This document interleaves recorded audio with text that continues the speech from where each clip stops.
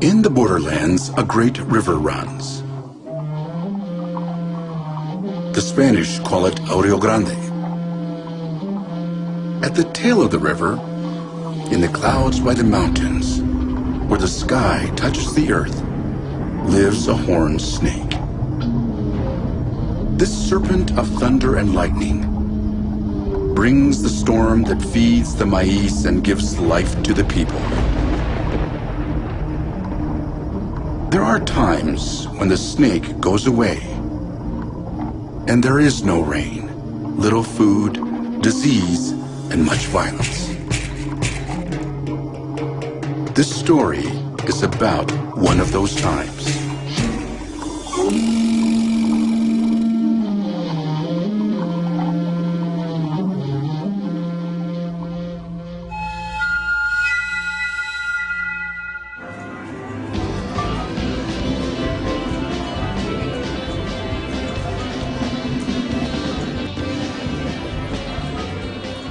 To this day, it is said that the first white man the Pueblo people encountered was black.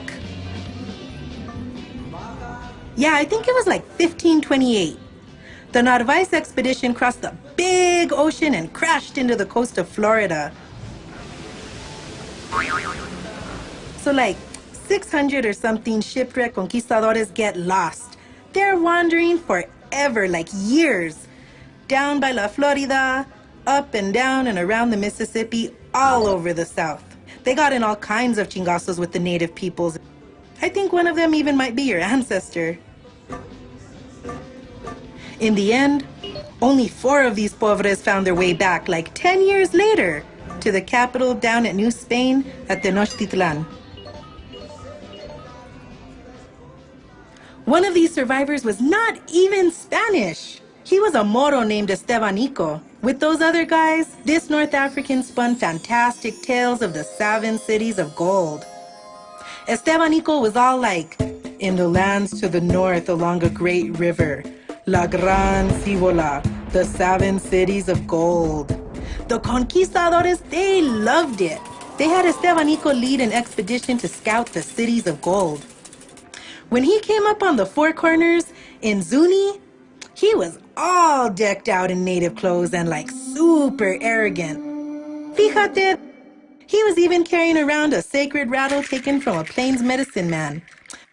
I mean, who was this guy?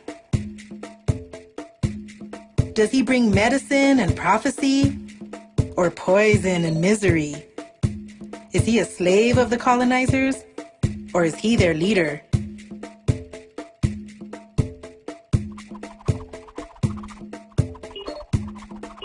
No one knows for sure, but I think Estebanico was killed near Zuni.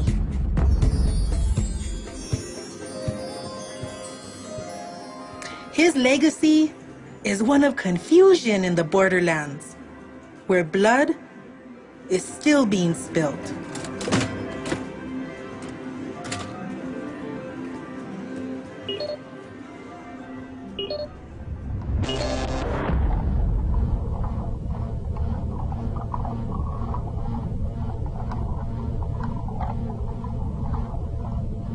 "1540. 22 summers had passed since the conqueror Hernán Cortés first stepped ashore on the mainland of Mexico. The conquistador Francisco Vázquez de Coronado was mining in Nueva Galicia with slave labor of the Cascan, Tepic, Cora Indians when he learned of the mythological cities of gold in El Norte. Coronado swiftly mounted an army of 300 Spanish soldiers, 1,300 Aztec, Tlaxcalan, and Tarascan Indians. On horses and mules, they set off to El Norte with illusions of wealth and power. As Coronado departed, indigenous rebellions erupted in Nueva Galicia.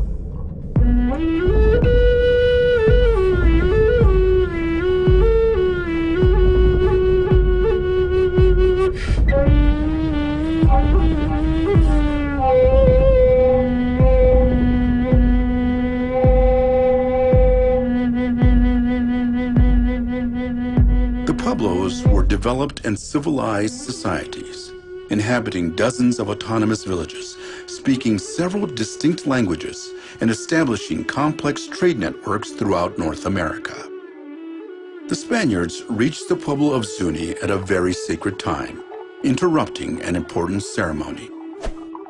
Zuni leaders confronted these extranjeros, and to protect the ceremony, they drew a sacred border of cornmeal before Coronado, warning him not to cross. This wealth of ancient tradition was of no interest to Coronado.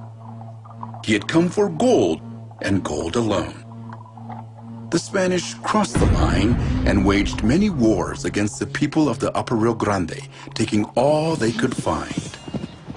The Pueblo people directed him far east, hoping he would get lost and never find his way back.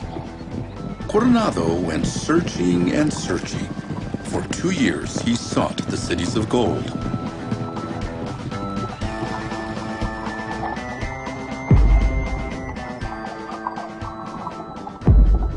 In the end, Coronado spent his personal fortune finding nothing.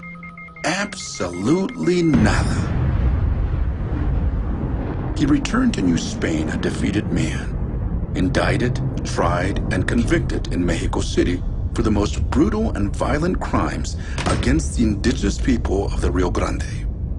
Coronado soon dies a spectacular failure.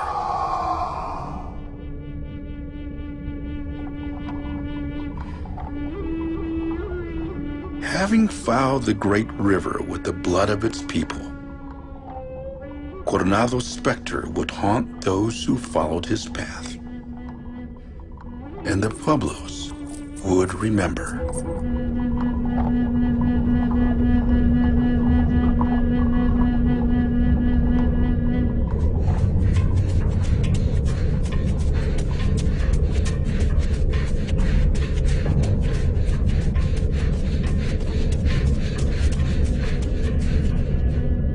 The Pueblo people hoped the foreigners would never return. It is said that the spirit of Moctezuma flew to the Pueblos to teach a sacred dance of survival.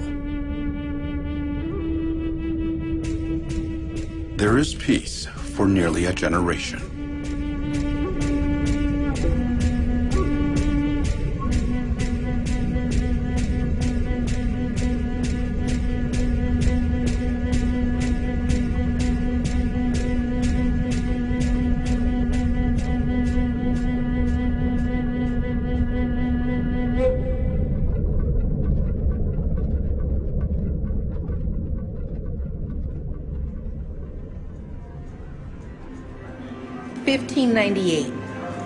Spain sent another conquistador, Don Juan de Oñate y Salazar. Of course, Oñate wanted gold, but he came on a mission to colonize and convert the Pueblo natives. That vato had an entourage. He took 120 soldiers, 10 Franciscan missionaries, 43 supply carts, and 6,000 livestock on the long journey to a New Mexico. He comes into our land and declares divine dominion over everything. ¡Qué cabrón! He claims the mountains, the rivers, lands, towns, cities. He thinks he owns everything. Oñate's smell preceded him. Cochinos! The stank of the colonial caravan carried for miles. When the Spanish arrived, many of the Pueblo people had abandoned their villages. Ooh, forget it, we're out of here. Oñate didn't care. He went on searching for gold and silver and salt. He even searched for the West Coast, but he didn't find nothing. While he was out looking for stuff, Oñate's soldiers and priests were like setting up colonies and building big old churches. With native labor, of course. They started demanding tribute. I mean, like taking all the people's food, blankets, and clothes.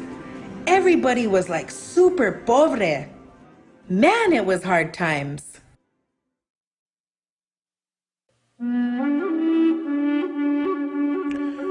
In 1599, a tragic event occurred that has not been forgotten. In the sky city of Acoma, one of Oñate's nephews was caught stealing a turkey and sexually violating an Acoma woman, and the intruder was killed. Oñate heard of the death of his nephew and returned at once with a vengeance.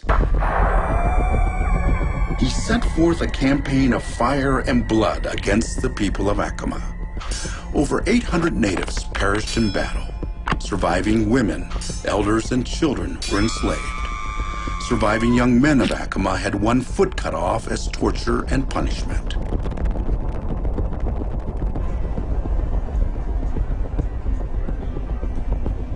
Less than 10 years later, Oñate's colonial project had failed. Oñate was taken back to Mexico City in chains and charged with excesses and transgressions. That cuate went crazy. He returned to Mexico all broken and confused. He was all like Lady Macbeth, all traumatized and haunted with blood on his hands.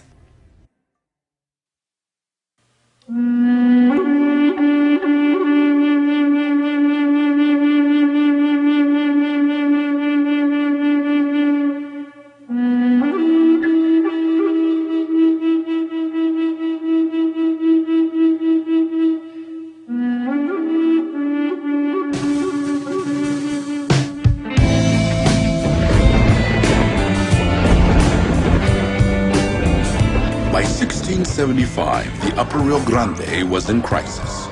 The Spanish Inquisition, sexual violations by soldiers and priests, drought, hunger, and the struggle for power between Spanish clergy and soldiers all led to extreme actions.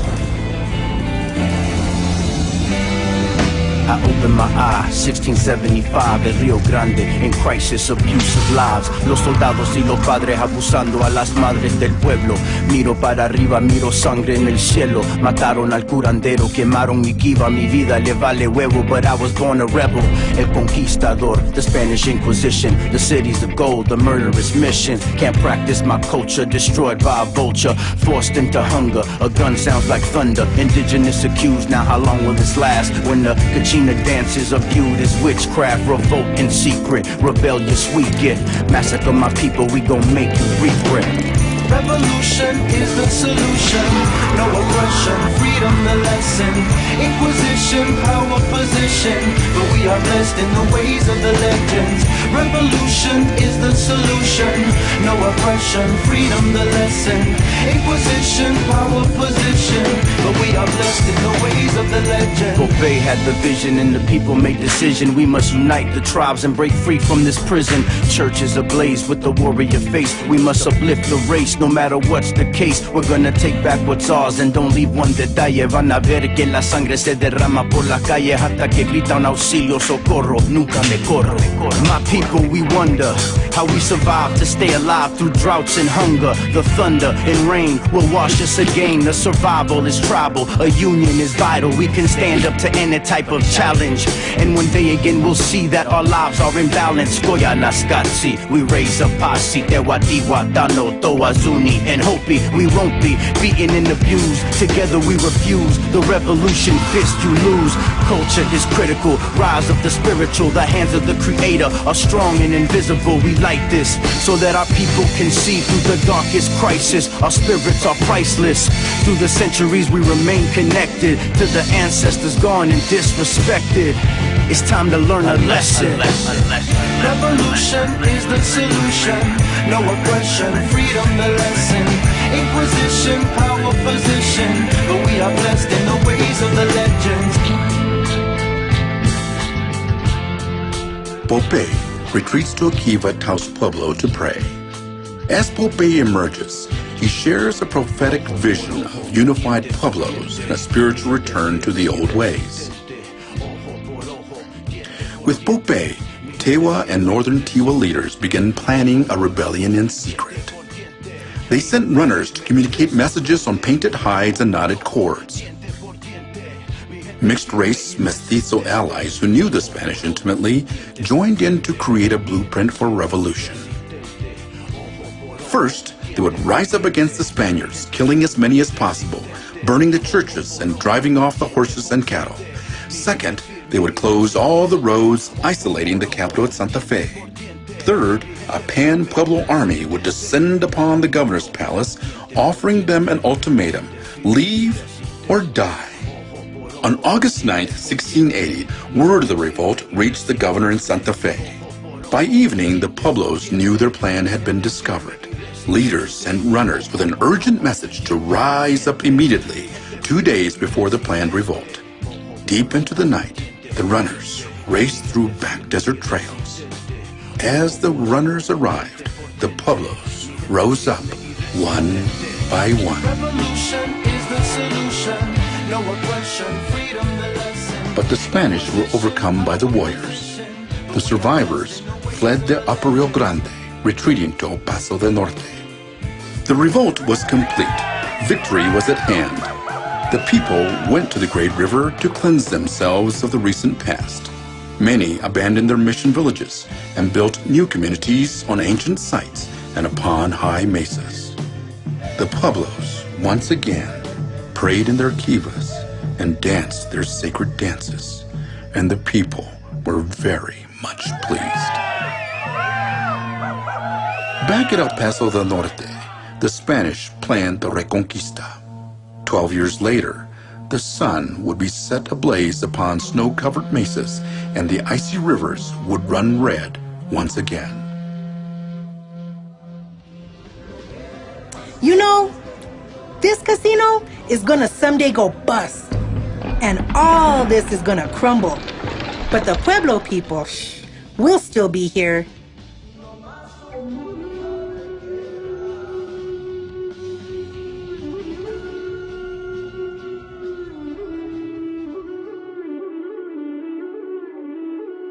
The Pueblo Revolt was something that had to happen to teach our people and to teach this generation and future generations that we're strong and that we'll continue to go on no matter what comes to us.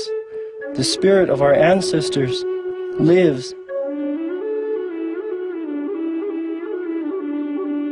Naira uvi otuma otoya navi enu ayu navi eye otoyambe kwiwa sengwa ve ombe kwiwa sengwa ubiani na inginke weri wowatimeni wowatiwe kwiwa sengwa ubiani uwaini hinho.